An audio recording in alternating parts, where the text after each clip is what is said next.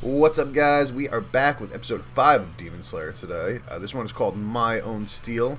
Quick recap of the last episode.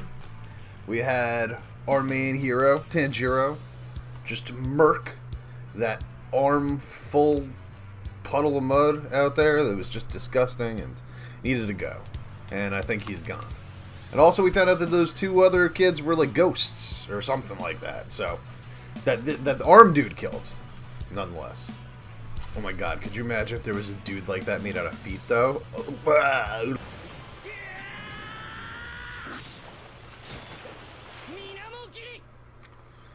Gotta love to see it. You gotta love to see it. Another flashback, I'm guessing?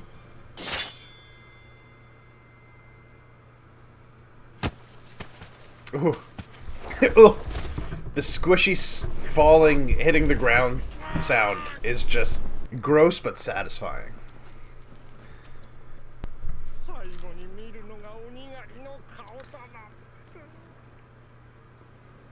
That's how most demons go out, I'm assuming, Holmes.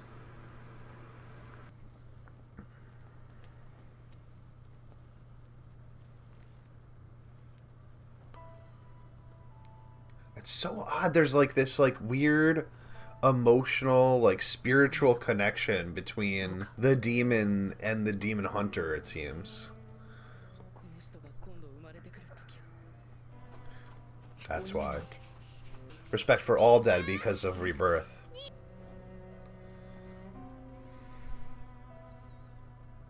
Again, just really cool animation of like the main focus shot having movement and everything around it sort of having this very painting-like quality.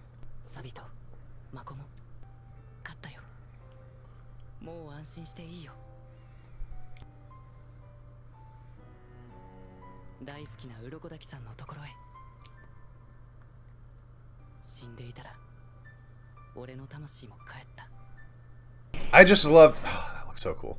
I just loved that scene, the music in that scene, the piano part, and like... Also, it feels like we might not see those characters again that kind of faded away into the distance. I would be perfectly happy with that too, because it felt like a very like contained, a few episode story to just kind of like introduce us to the world and how like the experience of death and afterlife works.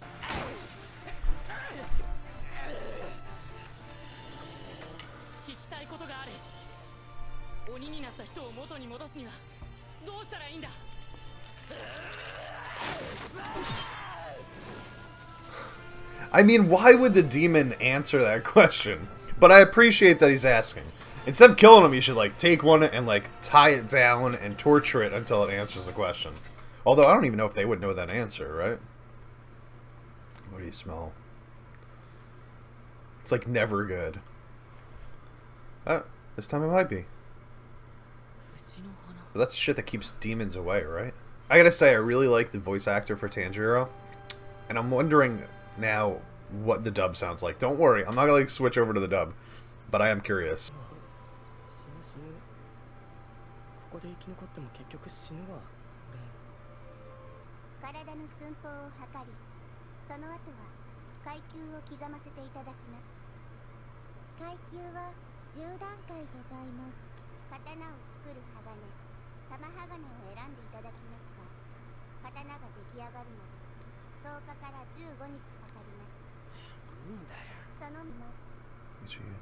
Oh, they get a crow?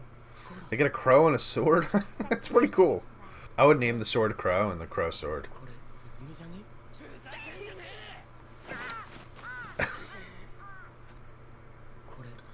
Look at how tiny it is. That poor guy. I bet it like goes with your personality. Whoa.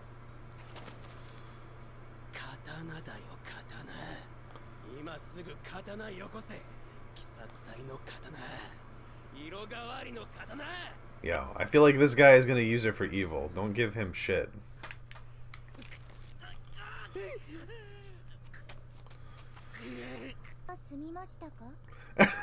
That's what I was just gonna say. Dude, what are these things? Alright, homie, I'm down with the self-deprecation thing, but you don't have to, like, you know... Like, you made it this far. How many other people died? I love the cell shading on this too. Like this right here. I'm sorry if this is bothering you, but sometimes you just gotta appreciate the art of it, right? Who's this guy?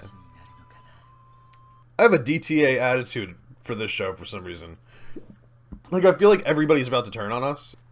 Like, we got a demon for a sister over here that could eat us at any point, but I trust her more than I trust most of the humans.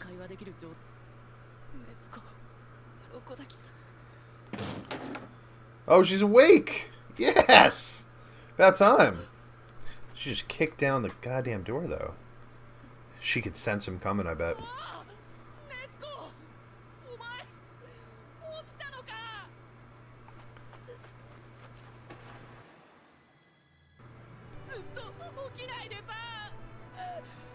Dude, it's been years. Cool. She's awake. I'm happy about it.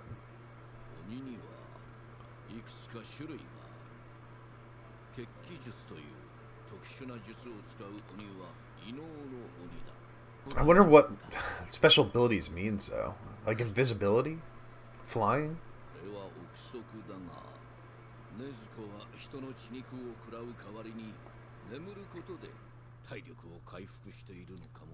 Interesting. That I did not consider. They had that whole conversation about eating things. I mean, if she could just sleep it off. Hell yeah. I wonder if they took that thing out of her mouth, if she'd still go nuts, you know? Because, like, yeah, it's stopping her from biting shit, but it doesn't seem like she wants to bite shit right now. And she could be a useful, like, team member.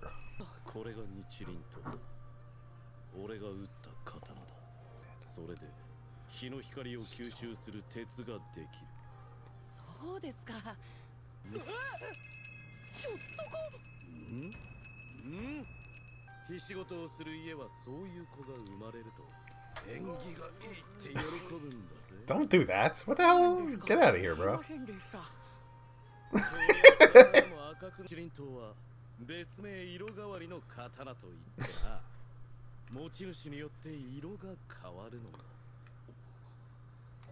No. Whoa, black. Wonder what that means. That doesn't seem like it would mean something good, but it looks cool. It's slick. Almost always the answer is yes to that question.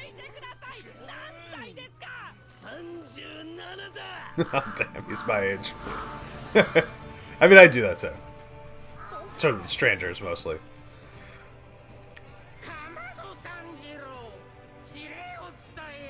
Okay.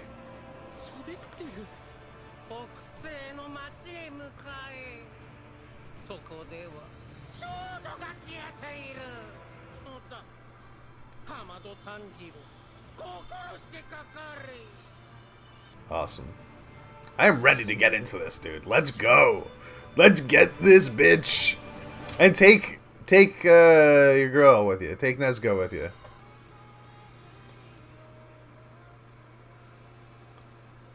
It agitates me a little bit that we know about the characters before. No, like we know that Orange Dude's gonna be a character now. Now that we've met him, it's kind of cool that we know, you know. But like, we still haven't met the pig dude.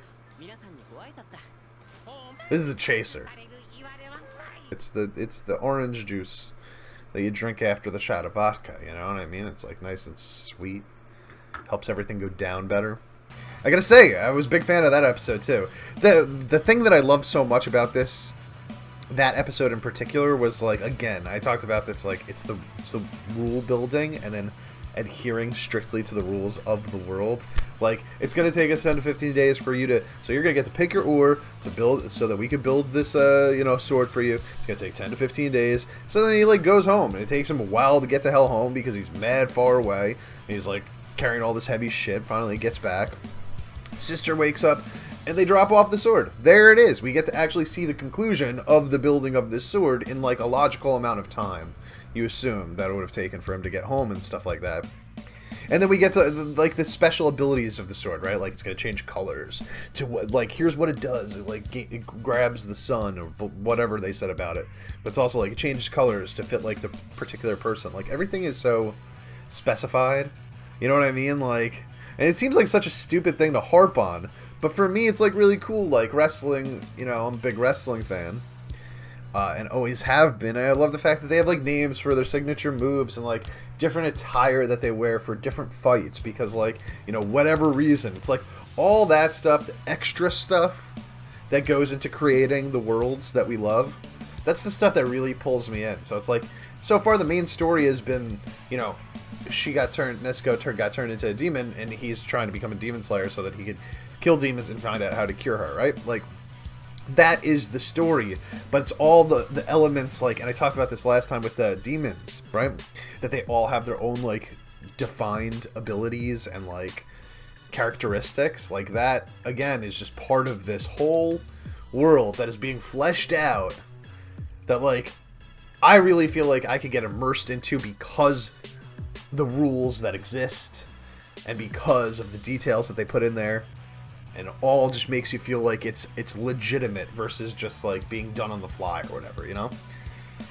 Like, that's what you got to do. You got to sell us on it, right? Like, that's the point of like telling the story. You got to sell us on it, make us feel like it's real in the moment. And that's, I feel like that by adding all of those things, that's what you're doing. You're making the world feel fuller, feel like a real thing that exists, not just, hey, here's this fantasy world. Crazy shit happens there. Why? Because it's fantasy. Crazy shit can happen. No. This is why. They're going to tell you. They're telling us why. Right? Anyway, it was it's a pretty good episode. I didn't like it as much as episode 4. But it was one of the better ones of the series. Maybe my second favorite at this point. I just really like the idea of them, like... And again, it just flies by. I'm just going to get into the second episode now, so... Of the day. So I'll see you guys later.